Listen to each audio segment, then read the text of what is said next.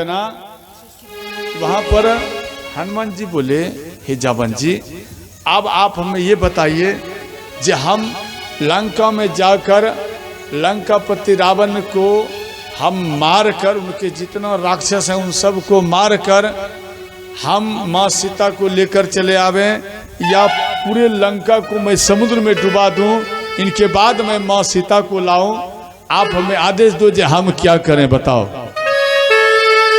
ये बात सुनकर जामवंत जी बोले, देखो ऐसा कोई काम मत करना, आप केवल जाओ और माँ का सुधि लेकर केवल आप वापस चले आओ। ध्यान देना, हनुमान जी इस कल्प की, तुलसी कृत रामायण में तो इस कल्प का दिया गया है, परंतु उस कल्प की कथा यानी पूर्व कल्प, कल्प प्रति प्रभु अवतर ही, यानी पूर्व कल्प के बारे में दिया गया है। जो एक कल्प में हनुमान जी केवल इधर चरण रखे और दूसरा समुद्र के उस पार रखे, समझ गए। अब देखो, इस पार से उस पार रख दिए, जैसे व्यक्ति नाला पार होता है ना, नाला समझते हैं?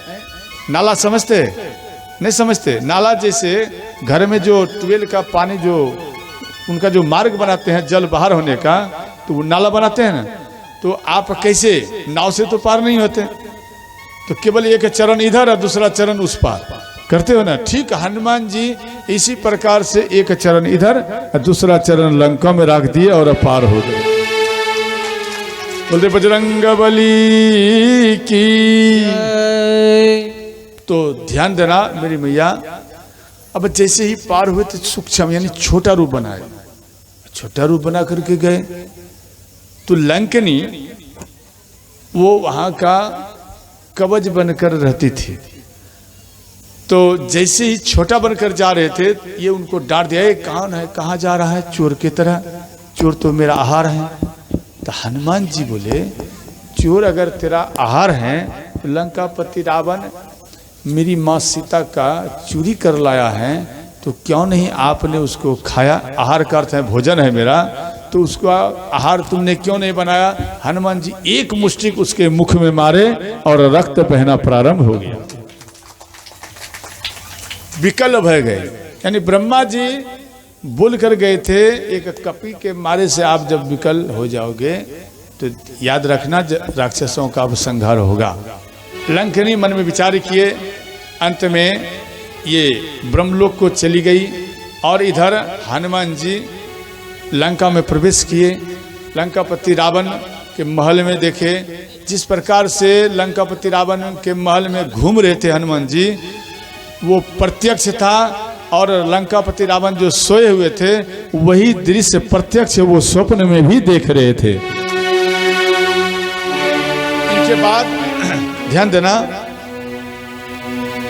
जब ये पार हुए और लंकापति रावण के महल आए, इनके बाद एक महल, ध्यान देना, पूरा लंका पहले ढूंढे, माँ सीता नहीं मिली, अंत में एक महल देखे, जे रामायुध अंकित गृह शोभा बरनी न जाय, नव तुलसी के वृंदता देखी हरसी कपीरा।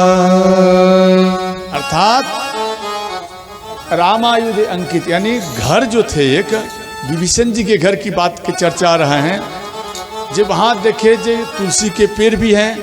ध्यान देना, ध्यान देकर सुनना, अब कुछ पॉइंट बताएंगे, आप मन अस्थिर कर सुनना, समझ गए। देखो घर कैसा होना चाहिए, विभीषण जी के घर के जैसा घर आप जो बनाते हैं। ध्यान देना, घर जो बनाते हैं तो घर के सामने क्या लिखते हैं? अभी के समय में शहर में क्या लिखते हैं, बोलूं या छोड़ दूं? शहर सब में लिखते हैं, कहीं कहीं देहात में भी हमने देखा है, ये समझ गए, कुत्ते से सावधान वो लिखते हैं। इससे मालूम पड़ता है कि इस महल में सब ड्रेस रहते हैं, अपने भाषा में समझ लेना, तो किसी को बुरा भी लगेगा मेरा वर्ड, परंतु ऐसा लिखना नहीं चाहिए, अपराध लगता है। लिखना क्या चाहिए? सीताराम लिखो, भगवान शिव का नाम लिखो, माँ पार्वती का नाम लिखो, त्रिशूल का निशान बनाओ, शंख चक्र गदा पद्म इनका निशान बनाना चाहिए, परंतु वो नहीं। और दूसरा देखे तुलसी वृंदता, यानी तुलसी के पेड़ भी देखे, लंकापति रावण ये राज्य में वो क्या कहते हो, जहां तुलसी लगाते हो उसको क्या कहते हो, पिंडा, पिंडा कहते हो ना। ये मेरी मैया क्या बोलती है, बोलो, पिंडा बोलता है ना। जहां तुलसी के पौधे लगाते हो और अर्घ देते हो, पूजन करते हो, उसको क्या बोलती है, पिंडा, पिंडा ही बोला जाता है, ध्यान देना। तो वहां पर लंका में हर जगह पिंडा देखे, परंतु तुलसी का पौधा किसी में नहीं देखे, ध्यान देना। अब तुलसी का पौधा क्यों नहीं देखे, इनका क्या कारण है, देखो इनका मुख्य कारण है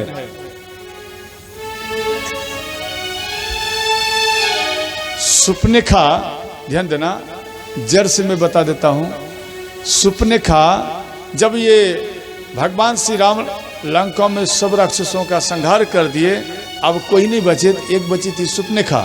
ये गुरु शुक्राचार्य के पास आए और गुरु शुक्राचार्य को सारा बात बताए कि हम राम के वंशजों को मारूंगी, इसलिए आप कोई हमें मार्ग बताइए। बोले ठीक। तो वहां पर भगवान गुरु शुक्राचार्य तपस्या किए, तो भगवान शिव प्रसन्न हुए, तो उनको एक शिवलिंग दिए और बोले ये शिवलिंग भारत में मत स्थापित करना, ये भारत से हट कर करना, समझ गए। तो सुपनेखा को लेकर गुरु शुक्राचार्य अपने पुत्र के पास आए। उनके पुत्र का नाम था अरब, समझ गए। अरब जानते हो ना, अभी मुस्लिम भाई कहते हैं सऊदी अरब कहते हैं ना, तो वो अरब देश आए गुरु शुक्राचार्य और सुपनेखा को लेकर। सुपनेखा कौन है, ब्राह्मण है या नहीं है, बताओ, ब्राह्मण ही तो है। वो आए और गुरु शुक्राचार्य अपने पुत्र अरब के साथ सुपनेखा का विवाह कर दिया। ये दोनों जोड़ा में हुए। उनके बाद वहां पर भगवान शिवलिंग का, यानी भगवान शिव का स्थापना किए, समझ गए। तो स्थापना किए, तो ध्यान देना, तो नाक और कान, सुपनेखा के नाक कान कटने के कारण सुपनेखा एक काला वस्त्र, ध्यान देना, जो राक्षस प्रवृत्ति होते हैं वो काला ही वस्त्र ज्यादा पसंद करते हैं। तो वो क्या किए, काला वस्त्र ये पहने।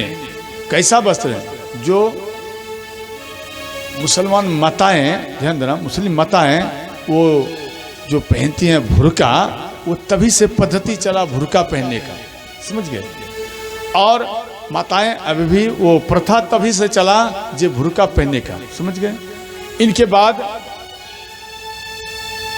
अरब देश में बारिश कम होता है, तो वहां पर बारिश कम के कारण से वहां पेड़ वृक्ष नहीं होते हैं, तो इस कारण से वहां के व्यक्ति का मृत्यु हो जाते थे, तो लकड़ी नहीं होते थे।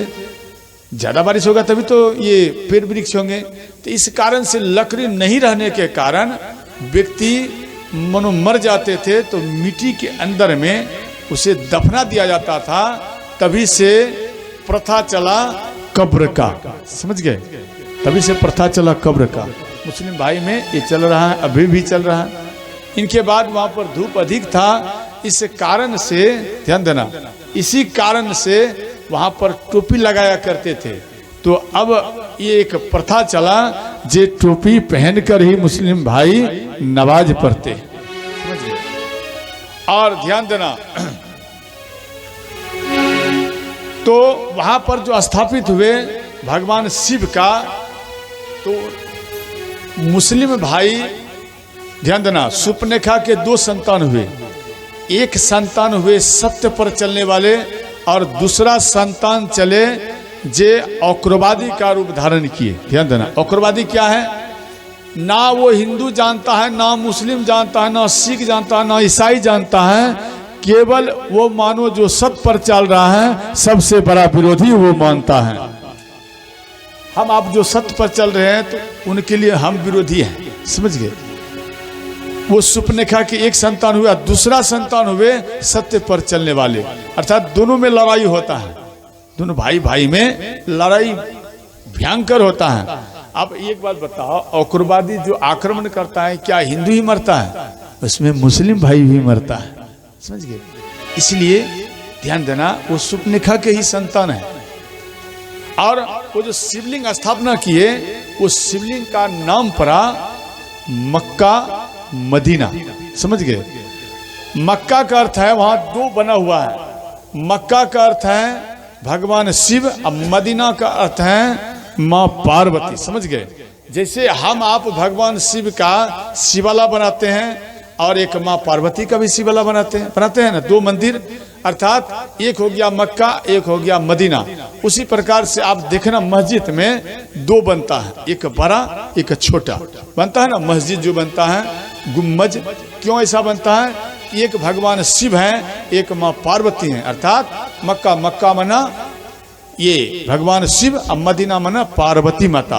यानी भगवान शिव और माँ पार्वती का ही मुस्लिम भाई पूजन करते हैं। और गुरु शुक्राचार्य के कारण ये शिवलिंग प्राप्त हुए थे, इसलिए शुक्रवार को ही मुस्लिम भाई नमाज पढ़ते रहते हैं। समझ गए? और ध्यान देना, वहां का नाम पड़ा मक्केश्वर महादेव। समझ गए? मक्केश्वराय मक्केश्वराय ओम नमः शिवाय। मक्केश्वराय मक्केश्वराय ओम नमः शिवाय। मक्केश्वराय मक्केश्वराय ओम नमः शिवाय। मक्केश्वराय मक्केश्वराय ओम नमः शिवाय। बाबा आप जहाँ भी हैं, मक्केश्वराय मक्केश्वराय ओम नमः शिवाय। मक्केश्वराय मक्केश्वराय ओम नमः शिवाय। ओम नमः शिवाय ओम नमः शिवाय ओम नमः शिवाय ओम नमः शिवाय। ओम नमः शिवाय ओम नमः शिवाय ओम नमः शिवाय। ओम नमः शिवाय। मक्केश्वराय मक्केश्वराय ओम नमः शिवाय। मक्केश्वराय मक्केश्वराय ओम नमः शिवाय।